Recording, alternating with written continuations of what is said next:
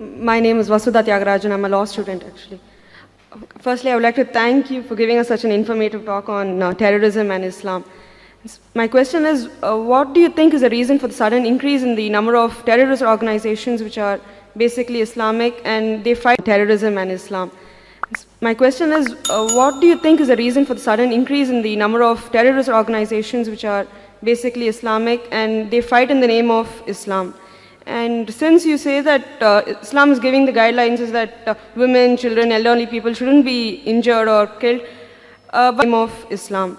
And since you say that Islam is giving the guidelines is that women, children, elderly people shouldn't be injured or killed, but there have been various bomb blasts and killings of women and children. What do you think is the reason for that? Sister asked a very relevant question, that what is the reason that there's increase in terrorist organization among the Muslims and so many bomb blasts, and especially when Islam says you should not kill children, etc. What is the reason? And that's a very good question. We may not be following the guidance of the Quran. Like you have black sheep in every community. One of the number one terrorists of human history, who it is? It is Hitler. He has incinerated 6 million Jews. So can I blame Christianity for that? Hitler was a Christian. So I can't say because Hitler incinerated 6 million Jews, therefore Christianity says that you have to. He alone, if you add up all the terrorist organizations put together, I doubt whether they'll reach 6 million. One individual alone. Again, Mussolini. Mussolini is a Christian. So just because Mussolini killed thousands of innocent people, that does not mean I can blame Christianity for that. So there may be certain black sheep in the community. Black sheep, maybe calling themselves Muslims, and maybe in the wrong, maybe. Point number two. It can be that there are people who are harassed. Like you asked me, that today there is no Indian fighting for the freedom of the country. Do you find any Indian fighting for the freedom of the country? No. But 100 years back, you had several. So if you ask me, Brother ذاكر, why did 100 years back there were many Indians fighting for the freedom? Because the British government ruled India. That's the reason people are fighting for their freedom. Today the British government has gone back, so no one is fighting for the freedom. So maybe these Muslims may actually be harassed. They may be being harassed. And you find this in several parts of the world, in Palestine, etc. That you find that maybe if you go to the history, if you go back to the history and you find that they have really been harassed, and if no one is coming out to help them, they are resorting to whatever means they have. Like the example which is given in the Bible, David and Goliath. The stone was sufficient. So who's to blame? We are to blame. We are to blame that we aren't going to the root cause of the problem.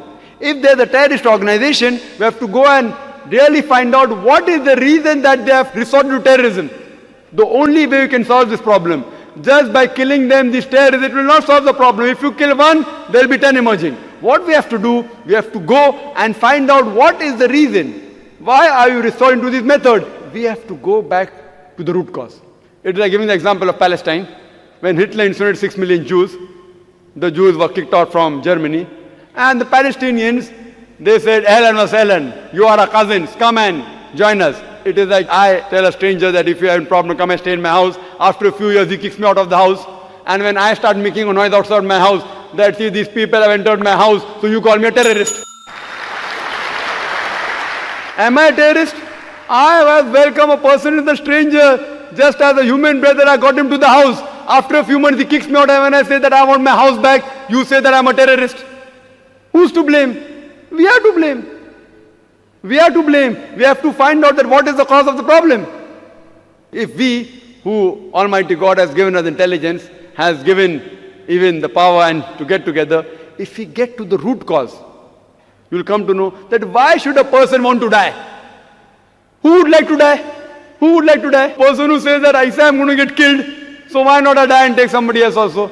So if you ask the psychologists, they will tell you the root causes. We have to go and ask these people that why are doing all this, and many times you'll find out that the truth is lying behind it. And the truth is that they may be being harassed, and some people may really be terrorists. Some people may be terror and the people for money, some people for fame, some people for politics.